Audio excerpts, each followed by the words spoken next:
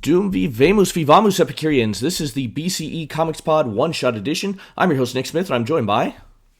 Stojr from Stojr Shelf. How's it going, Nick? I'm doing well. I feel like whenever we start a new recording session, I decide to drop a little bomb on you without you knowing. As we're recording this is day 2 of No Boot. I'm healing. Hey, look at that. Yeah, the fibula's coming along, right? I still don't walk well. I still walk like I have a peg leg, but it'll come in time. You got to get one of those canes that's got like a hidden sword inside. Oh yeah. Oh, I have been thinking about that, but considering I work at a school, I'm sure that would be frowned upon. I'm sure.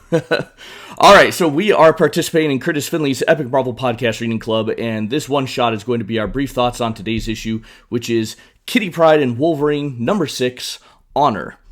All right, so Wolverine arrives on the scene to attack Ogun and gets him to leave Kitty behind. Boy, man, I did not look at these since the last time. I didn't look at my notes since the last time we recorded. We ended with my recording very late and my getting very silly, and I can tell I wrote these notes when I was tired because I've got some weird stuff in here.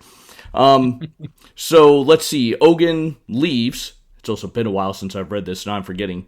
Let's see. When Ogun leaves, Kitty recovers, she follows suit, and the two X-Men confront and defeat this legendary ninja. Meanwhile, Kitty's father admits to his crimes and prepares for a jail sentence upon his return to the States. Okay, Stojr, what are your thoughts? I think that the title of this book should have been Finally instead of Honor.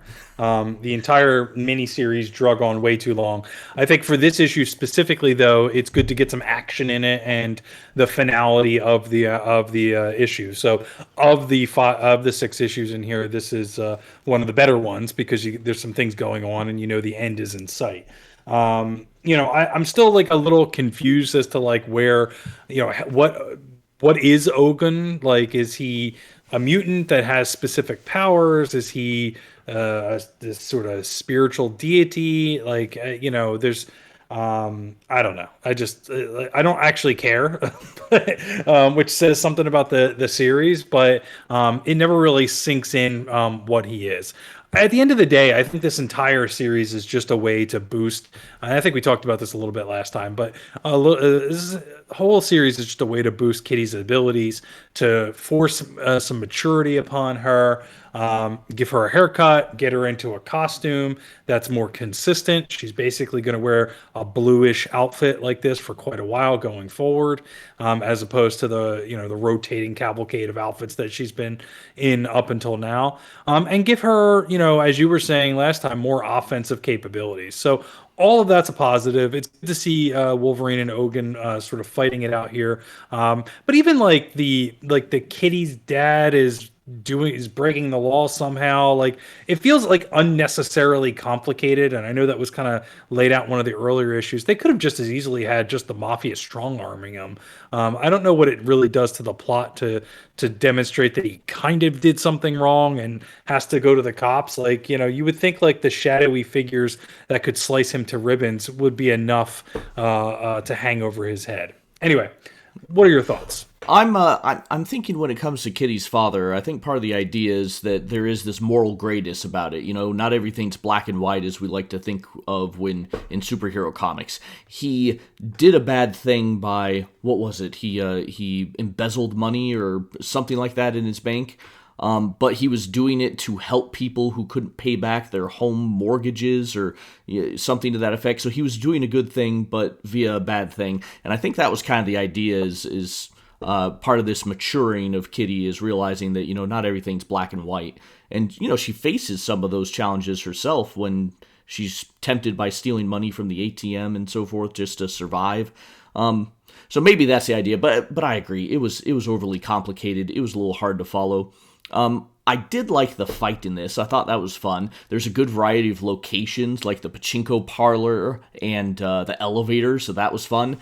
And I thought this did have the potential for such an awesome ending, right? Having Wolverine give Kitty the chance to kill Ogun, and she chooses not to. I thought that was great, showing that she is her own person. But then to have Ogun attack and Wolverine cut Ogun through a phasing Kitty, that was incredibly cool.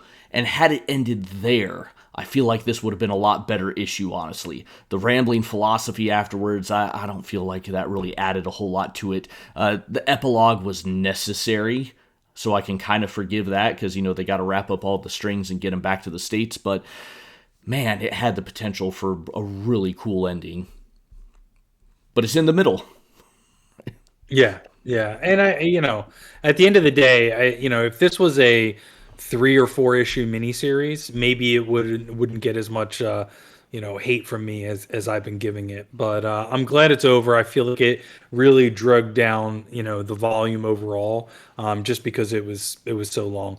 And look, it's written by Claremont, and we're going through 19 years of his stuff here, and he's got a lot of good stuff. But there are times where he just meanders some, and I think we talked about this a bit with the what was the Brood Saga, right? In that, like, there was some cool stuff that happened in the Brood Saga, but also there was just some weird stuff like space whales out of nowhere, and clone Storm's body and things like that. And that went on a little bit too long too. So he's not above reproach, so to speak. Yeah, and any of these guys who have been on a book for as long as Claremont has, right? Or any of these guys who've just been in the industry for ages, they're going to have ups and downs, and there's nothing wrong with that. We're human. That's what it is.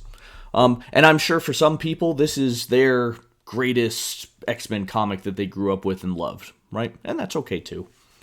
And honestly, like, I'm just not a fan of Ogun as a villain because I was flipping around to some different things, and he shows up in towards the end of Excalibur. I think there's either a mini series or there's a couple issues with Kitty, him again. He shows up in the Wolverine epics. I remember not liking, not being that big of a fan of that. So I think the villain just doesn't land for me overall. That's all. Sure, fair enough. All right, any other final thoughts there, Stojr? Nope, I'm good to move on to the next issue. All right. Well, once again, if you guys have enjoyed our thoughts, thank you very much, and follow us on YouTube. We're going to read, rate, and review a full Big Collected Edition comic once a month, plus these daily one-shots. Thank you for watching, and we'll catch you guys next time.